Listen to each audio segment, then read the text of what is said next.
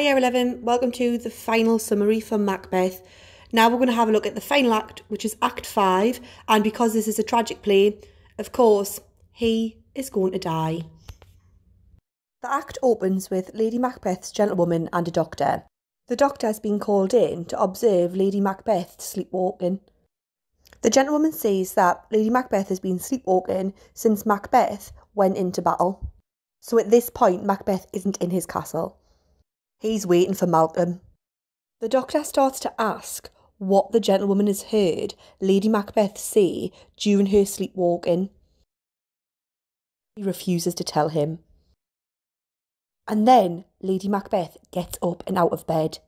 Lady Macbeth always carries a candle. This introduction of light completely juxtaposes the darkness that she wanted to hide her in Act 1. Lady Macbeth says that she can see a spot of blood on her hands. She can't get it off. The doctor starts to make notes about her behaviour. Lady Macbeth starts to talk about killing King Duncan. She admits that King Duncan had so much blood coming out of his body. The doctor hears this and is obviously shocked. She continues to rub her hands. She then goes on to talk about Macduff's family, saying the Thane of Fife had a wife. Where is she now? Lady Macbeth is so consumed with guilt that she asks will her hands ever be clean of blood. This is so ironic.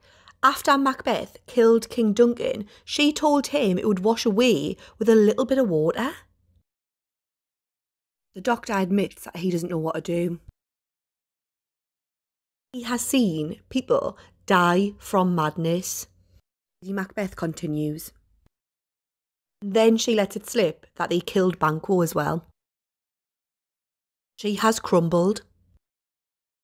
In her state of madness, she still believes she can sleep it off. The doctor is left feeling conflicted because if he says anything, he would commit treason.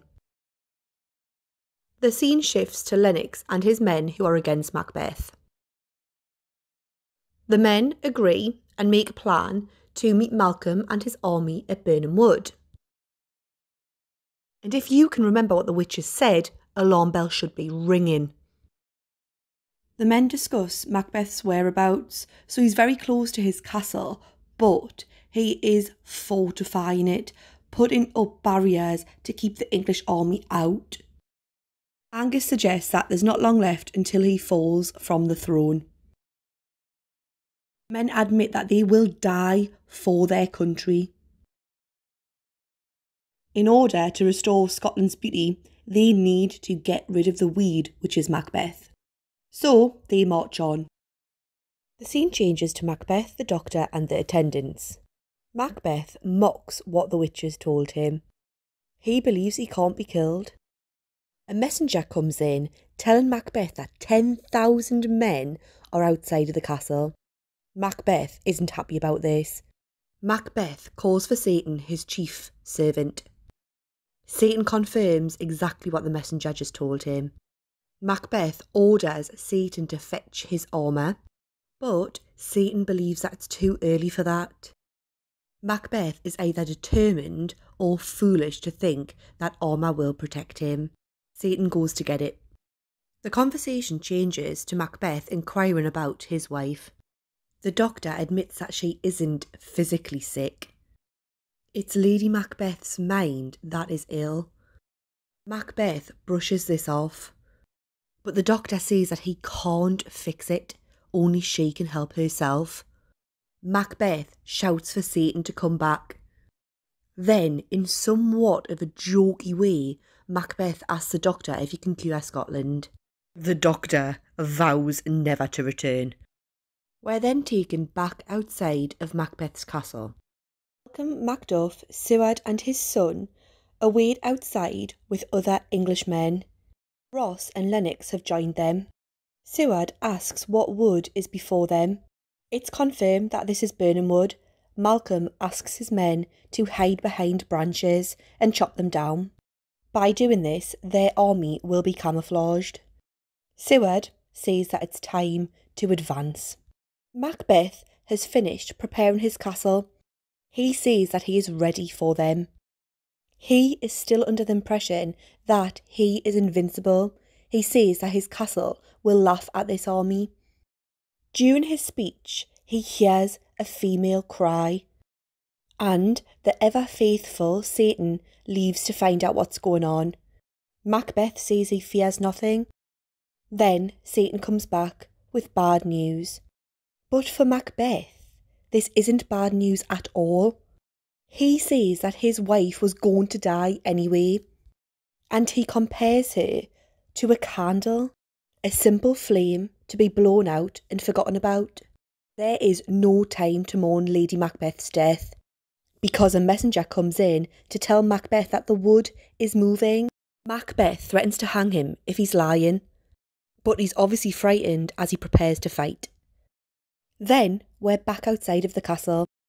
Malcolm's army begin to drop the branches of burning wood, revealing themselves to Macbeth. Malcolm orders Seward and his son to lead the first battle. Him and Macduff will do the rest. Macduff sounds the alarm. The battle begins. We then hear Macbeth's thoughts. He begins to realise that he's trapped and he can't really get away from what's coming. Still though, he's determined to fight. Young Seward is the first to find Macbeth, but he doesn't realise who he is. When he does realise that it's Macbeth, he says that his name is so hateful, and Macbeth kills him. Young Seward's death confirms for Macbeth that he can kill any man born of a woman. Macduff continues his search. Then Malcolm and Seward eventually get into the castle. Macbeth refuses to die, and then Macduff comes in and tells the Hellhound to turn around and face him. Macbeth admits to Macduff that he's avoided him because his hands are already bloody from his wife and children. Macduff says that he will put his anger into his sword and they fight. Macbeth tells Macduff about the witch's prophecy, but Macduff was born of a C-section. The penny drops and Macbeth is terrified, but he refuses to give in again. Their fight continues off stage. Malcolm and Seward don't know where their men are. Ross confirms that Seward's son is dead. Young Seward died for the greater good, because the tyrant has been killed. Macduff has killed Macbeth, and Malcolm has the crown. The order of life is restored. The great chain of being is fixed. That's it, the play is finished. Never trust a witch.